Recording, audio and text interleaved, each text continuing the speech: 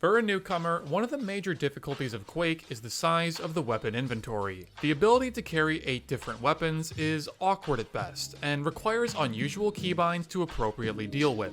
If you're using the scroll wheel to swap weapons in this game, you're severely limiting yourself. Today let's talk about how to do it like the pros.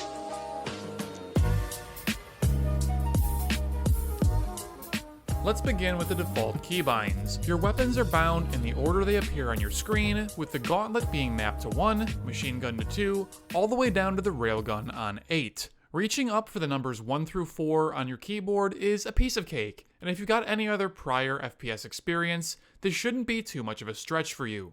However, reaching for the number 5 with your index finger is where things can start to become slightly problematic. You'll notice that even if you've got long fingers, you've got to flex the overall arch of your entire hand to reach it, which isn't ideal. However, it's within reasonable reaching distance, as long as it's not a button you're going to need to press often or with great speed. It's acceptable for a lower priority action, and less than ideal for a high priority action. So far, referencing the default keybinds, that puts the tri-bolt on the number 5 slot. This is perfect. It's overall the lowest priority weapon in Quake Champions. Pulling it out in a pinch is just not something that's important. It's not something that you need to do as a new or intermediate player. I mean, honestly, even pros barely even use this weapon. In my opinion, maintaining default weapon keybinds between the 1 and 5 keys is ideal for the newcomer to Quake. As I'm sure you can already predict then, the keybinds of 6 through 8 are honestly not ones that I would recommend.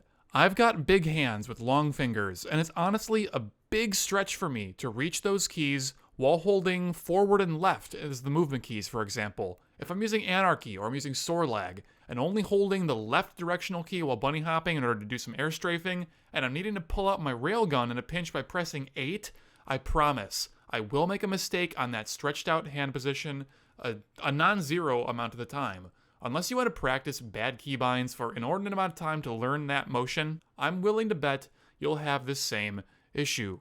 The good thing about Quake, though, is that there aren't a whole lot of actions that you need to map to your keyboard. Move, jump, zoom, crouch, ability, that's it. This means that all those easy-to-reach buttons surrounding WASD are fair game for weapon hotkeys. Here's my preferred buttons: Q for rocket launcher, E for lightning gun, and R for railgun. Mapping the keys in this way keeps the theme of your weapon keybinds going in order from left to right as they appear on your screen from top to bottom. You're just adding a second line, much like you would begin a new paragraph when writing a document. With these keybinds, every important weapon is within very easy reach with no awkward stretching of your fingers required. There's no significant changes to the arch or overall shape of your hand. Maximizing the speed and accuracy with which you're able to swap weapons will only serve to help your gameplay overall. For this reason, avoiding your mouse wheel at all costs is of utmost importance. In Quake Champions, you're unable to swap your weapons as quickly as you can spin that mouse wheel. There's a very long delay between weapons being selected when swapping guns in this way, meaning that if you've got a nail gun out and you decide that you want your railgun, it'll quite literally take you a couple of seconds to do so. And that is unacceptable in any shooter, not just Quake. And if you're serious about improving your gameplay in, well, any shooter, not just Quake, I strongly recommend you ditch the mouse wheel as a weapon selection bind as soon as possible. Always try to use the number keys on your keyboard, and if you need more buttons than that, you can start using those letter keys as well, if absolutely needed. In Quake, obviously, it is. In other games, not so much. To briefly touch on the rest of my keybinds that I personally recommend, I pretty much just use the defaults as they're honestly good enough. Crouch on left control, walk on left shift, jump on spacebar, and ability on F. There's an argument to be made for binding jump to right mouse button and zoom to spacebar, since it makes rocket jumping much more precise, as well as making strafe jumping a bit more accurate as well. Personally, I don't do this, but I'm sold on its benefits enough to feel comfortable recommending it to you to at least try out. Many competitive Quake players swear by it, and its merits are very, very real because of that. Give it a try and see how you like it. In addition, some players out there change their movement keys from WASD. The most common, and the one that makes the most sense to me, is switching those keys over to the right by 1 key each. So instead of using WASD, you use ESDF. Again, just look at your keyboard when I say this. You're moving from WASD to ESDF. So by doing that, you're giving yourself a couple of extra buttons along the left side of your movement keys that are much more easy to actually strike, either with your ring finger or your pinky finger, depending on whatever is comfortable for you.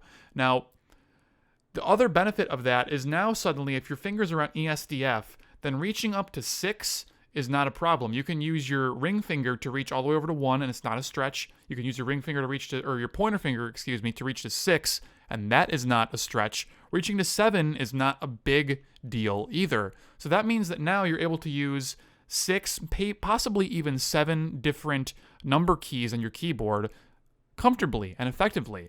ESDF is a setup that makes a lot of sense to me personally from a theoretical standpoint. However, I've never been gutsy enough to actually switch my movement keys over to it and start using that as my primary driver. However, I think that it's really cool and something that you could definitely try in a game like Quake Champions, because there's very few keybinds that you need in this game anyways.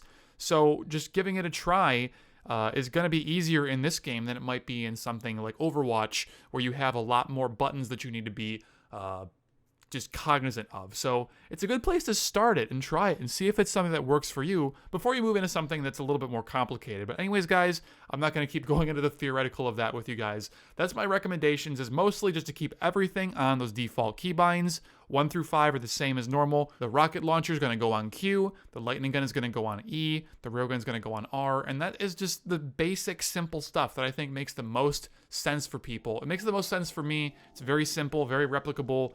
I have no problems with it whatsoever, and I think that if you give it a try, once you get used to it, you're going to enjoy it as well. And with that, everyone, we're all set with keybinds in Quake. They're pretty straightforward, and once you get past the initial hump of teaching your brain that Railgun is bound to what you're used to being a reload button from most other shooters out there, it'll be smooth sailing for you. Thanks so much for watching, and I hope that this video has been helpful to you. If you have any questions, please leave them in the comment section down below, and I'd be more than happy to help you out. If you like what you saw today and you want to support my creation of more videos like this, consider supporting me over on Patreon. With enough support, I can switch to creating content full-time, which means higher quality videos and higher quality streams much more often than ever before. Thanks again for watching, and I'll see you in the next one. Take care!